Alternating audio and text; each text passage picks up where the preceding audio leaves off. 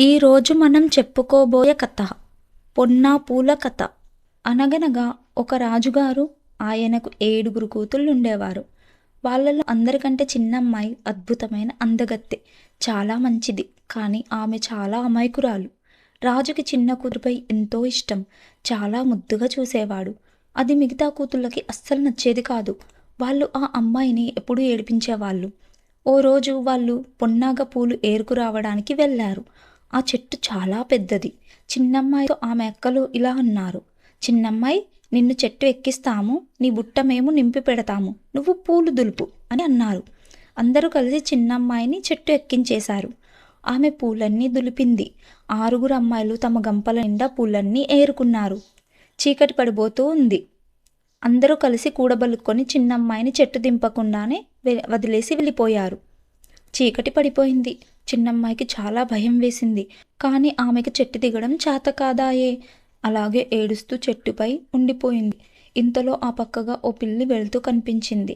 పిల్లి, పిల్లి, నన్ను కాస్త కిందకు దింపవు అంటూ అడిగింది చిన్నమ్మాయి. నేనే చాలా చిన్నదాన్ని, నిన్నెలా దింపగలను అంటూ తన దారిన తాను వెళ్ళిపోయింది పిల్లి. ఇంతలో అటుకేసి ఓ కోతి వచ్చింది. దాన్ని అడిగితే అది అలాగే సమాధానమిచ్చి వెళ్ళిపోయింది. అలాగే పిట్ట, చెవుల పిల్లి, ముళ్ళపంది, ఇలా ఎన్నో చిన్న చిన్న జంతువులు వచ్చాయి ఆ దారి వెంట. కానీ ఏ ఒక్కటి చిన్నమ్మాయి చెట్టు మీద నుండి కిందకి దించలేదు. పాపం ఆమె అలాగే ఏడుస్తూ చెట్టుపైనే ఉండిపోయింది. అర్ధరాత్రి అయ్యాక ఓ పులి అటువైపుగా వచ్చింది. పులి, నువ్వు ఎంతో బలంగా పెద్దగా ఉన్నావు, నన్ను కిందకు దింపి వెళ్ళవా అని అడిగింది చిన్నమ్మాయి.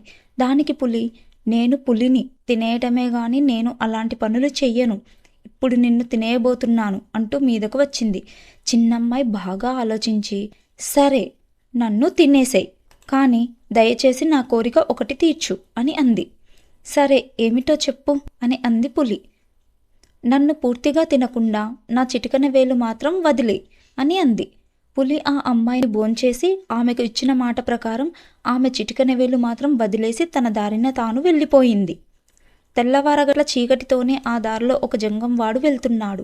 ఆ చెట్టు కింద పడి ఉన్న ఆమె చిటికన వేలు అతడి కాలికి తాకింది. అతడు దాన్ని సొంటి కొమ్ము అనుకొని తీసుకెళ్లి ఓ కుండలో పెట్టేసి మర్చిపోయాడు.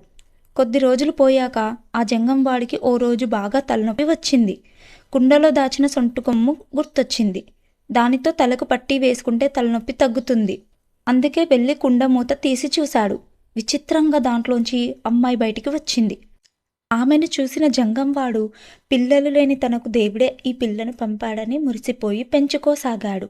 అలా కొద్ది రోజులు గడిచాక ఓనాడు ఆమె, నాన్న, నేను భిక్షకి వెళ్తాను అని అడిగింది. సరే, కాస్త పెద్దదైపోయిందిగా, తప్పిపోకుండా తిరిగొస్తుందిలేమ్మని ఆ జంగంవాడు ఆమెని భిక్షకి పంపించాడు. ఆమె అందరి ఇండ్లు తిరుగుతూ రాజుగారి ఇంటికి వెళ్ళింది. అక్కడికి వెళ్ళగానే ఆమెకి గతం గుర్తొచ్చింది. వెంటనే ఇలా పాడింది: ఒక రాజుకి 7 పిల్లలం, పొన్నా పూలకు పోయాము, పొన్నా చెట్టు ఎక్కాను, అక్కలు వదిలిపోయారు, పులిరాజు బుక్క పెట్టే భిక్షాందేహి. ఆ పాట విని రాజు వచ్చి, ఎవరు నువ్వు, పొన్నా పూల సంగతి చెప్తున్నావేమిటి అని అడిగాడు. అప్పుడు ఆ అమ్మాయి అక్కలు మోసం చేశారని జరిగిన కథంతా చెప్పింది. ఆమె చిన్నమ్మాయి అని రాజు ఎంతో సంతోషించాడు. మిగతా 6 మంది కూతుళ్లను ఇంట్లోంచి వెళ్ళగొట్టేశాడు.